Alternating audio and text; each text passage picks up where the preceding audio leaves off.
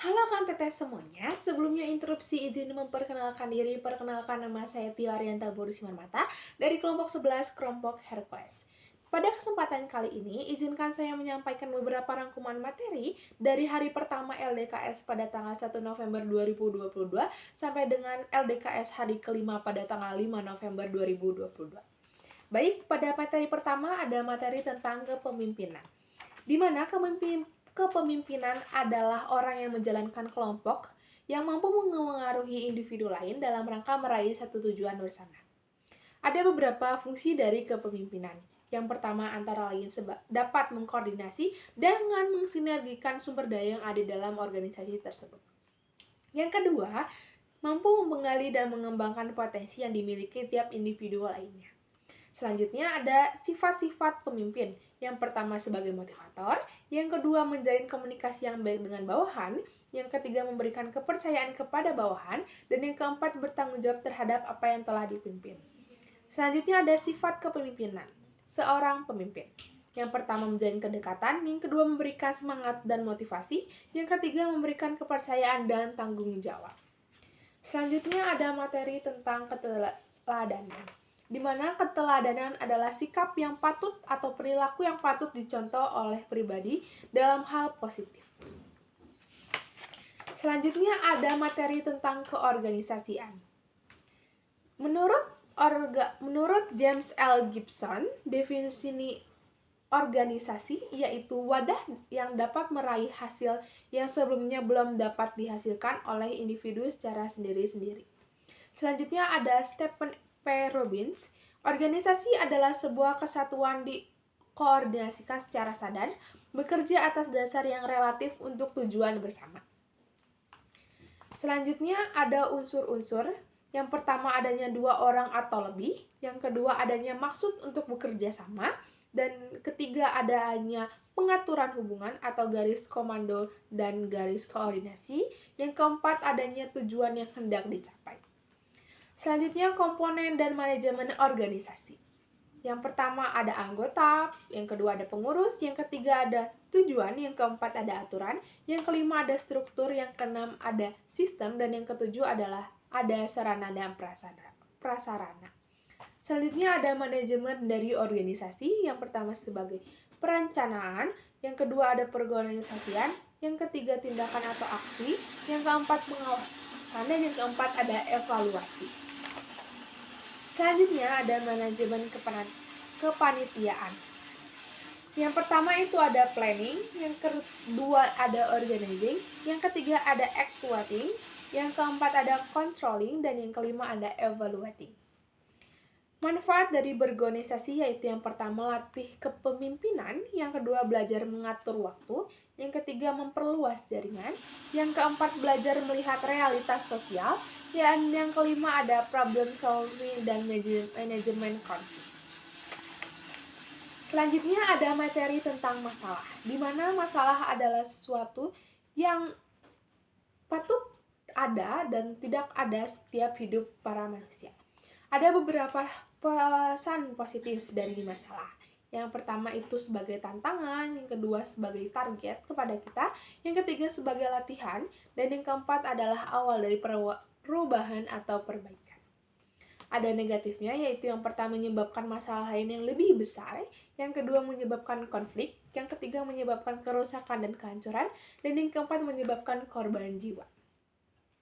Konflik adalah pertentangan untuk melemahkan atau mengalahkan pihak lain.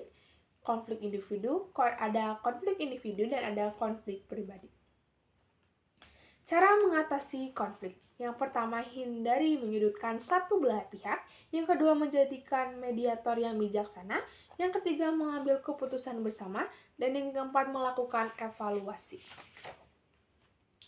Selanjutnya ada pentingnya berorganisasi. Yang pertama itu ada bersekolah. Dalam bersekolah, kita dapat melakukan aktivitas seperti berorganisasi. Kecerdasan di dalam sekolah itu memiliki banyak arti dan beragam. Yang pertama, ada beberapa kelembaan yang dapat kita dapatkan. Yang pertama ada good service, yang kedua ada good performance, yang ketiga ada good achievement, dan yang keempat adalah ada good character. Selanjutnya ada tentang protokol, protokoler, dan protokoleran. Selanjutnya materinya ada dari perbedaan MC dan protokol. MC adalah orang yang bertugas membawakan suatu acara, dan protokol itu berhubungan dengan aturan-aturan formalitas atau tata acara bersifat keprotokolan atau resmi. Contohnya ada upacara resmi atau dengan prokal. UU keprotokolan juga ada, yaitu diatur dalam UU nomor 9 tahun 2021 tentang keprotokolan. Fungsi protokoler adalah yang pertama, acara berjalan efektif dan efisien, tujuannya agar tertib, teratur, dan profesional. Selanjutnya ada materi tentang manajemen keuangan sekolah. Manajemen kegiatan pengelolaan keuangan di sekolah meliputi perencanaan anggaran, perorganisasian, pembukaan, pelaksanaan atau pembelanjaan, pengawasan, dan pertanggungjawaban. Sumbernya adalah pemerintah, dana partisipasi, dan lain-lainnya. Dana partisipasi masyarakat itu berasal dari orang tua siswa yang dikumpulkan. Langkah-langkahnya ada pengelolaan dan pengelokasian, pelaksanaan anggaran sekolah, pemantauan atau pengawasan, pembukuan keuangan sekolah, dan pertanggungjawaban. Selanjutnya ada tentang surat dan juga proposal, di mana surat itu ada beberapa jenis, ada surat pribadi, resmi, dan juga dinas. Di dalam surat harus ada menggunakan bahasa baku dan sesuai dengan kaidah, dilengkapi kop surat, di kiri logo merupakan lambang tertinggi atau apabila kop surat ada. Selanjutnya adalah ada stempel atau cap, dan selanjutnya ada nomor, pelihar, tanggal, dan alamat, dan juga lain-lainnya. Itu merupakan syarat dari surat resmi.